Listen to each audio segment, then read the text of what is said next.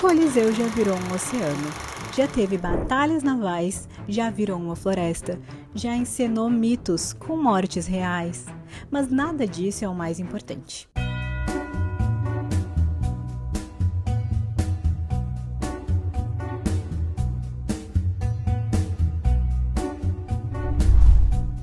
Bem-vindos a mais um Fato Fatídico, aqui onde você aprende com os erros do passado e, com certeza, adquirindo conhecimento, porque esta é uma grande fonte de poder. E se você não sabe o que é o Coliseu, ele é um monumento icônico, fica em Roma, na Itália, então o maior anfiteatro já construído.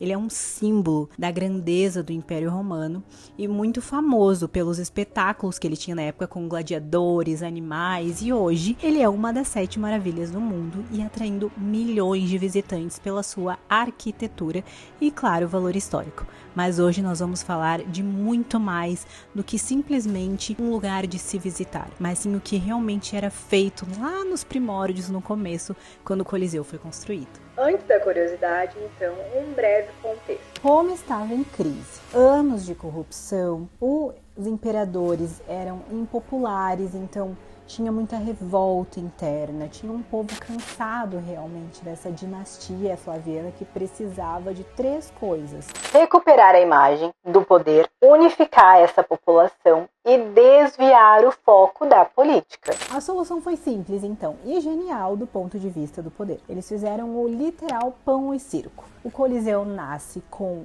um símbolo de grandeza, um espaço de entretenimento gratuito e como um instrumento de controle social. Só que não era cultura, era um governo, né? Era uma governança por espetáculo. Quem construiu realmente este monumento?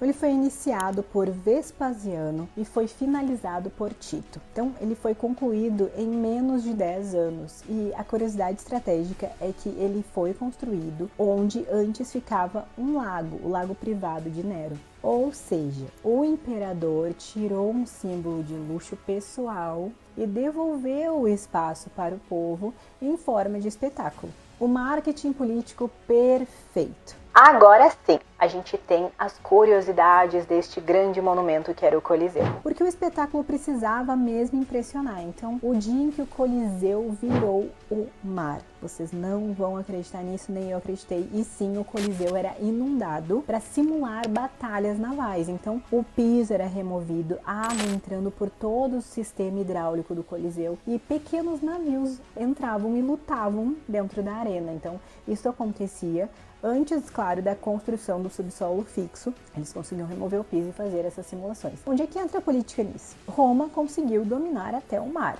De mar vira floresta. Então, em outros dias, quando a arena virava floresta artificial, o cenário de caça vinha à tona, então era realmente um zoológico mortal. Animais exóticos surgiam do chão por elevadores manuais. Sim, era uma estrutura gigantesca. E nada era aleatório. Cada surpresa era calculada para manter o povo fascinado em tudo que estava acontecendo ao redor, a cada segundo uma coisa diferente dentro daquela arena. E aí o subsolo, que era o coração do controle. Sim, o hipogeu funcionava como uma prisão, então tinham bastidores, centro logístico, sistemas de armadilha, tudo invisível para o público que realmente estava imerso no caos que era em cima. Só existia porque havia então este controle embaixo. A morte era encenada, execuções eram como teatros, mitos como Ícaro caía de verdade, Hércules morria no palco. E não era teatro simbólico, era realmente pena de morte performática. Os gladiadores e a violência como gestão. A curiosidade contraintuitiva é que os gladiadores não lutavam sempre até a morte. E o motivo disso é porque treinar outro gladiador era muito mais caro, então matar dava prejuízo. Alguns viravam celebridades, então realmente ídolos populares, viravam produtos de consumo para a população. A violência era uma planilha de sucesso. Conforto para a plateia, enquanto isso o público tinha cobertores, então eles tinham uma cobertura também para o sol, eles tinham ventilação, a organização das entradas e saídas, então era realmente muita infraestrutura. E a curiosidade é que marinheiros da frota romana operavam o toldo, Então a logística era digna de império. Quando a estratégia realmente acabou? Com a queda do império, o espetáculo começou a se perder, então perdeu o sentido. E o Coliseu perdeu a função dele e virou mais um abrigo, uma fortaleza, uma pedreira. E a falha era realmente fatal. O projeto perfeito, um sistema que não durou. E o fato fatídico final disso tudo é que, mesmo abandonado, mesmo destruído, mesmo derrotado, o Coliseu venceu. Ele venceu o tempo e hoje ele é de fato um patrimônio da humanidade. Ele é um dos lugares mais visitados do mundo, é uma das 7 maravilhas, ele é símbolo eterno de poder, de uma engenharia e da contradição.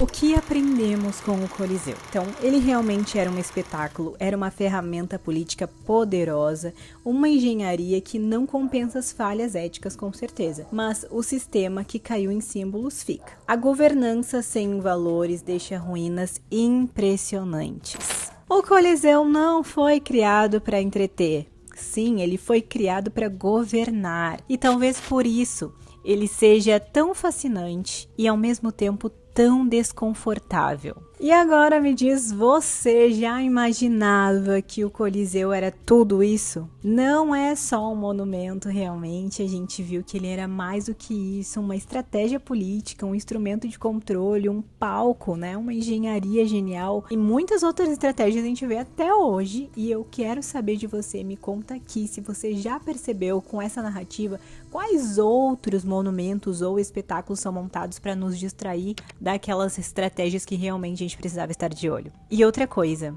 deu vontade de ir lá conhecer, né? Realmente deu mais vontade ainda, estudando um pouquinho mais o que era e o que é o Coliseu. E se você gostou desse fato fatídico de hoje, comenta, compartilha, porque entender as falhas do passado é a única forma de não aplaudir o espetáculo errado de hoje. Eu te vejo no próximo fato fatídico. Até lá!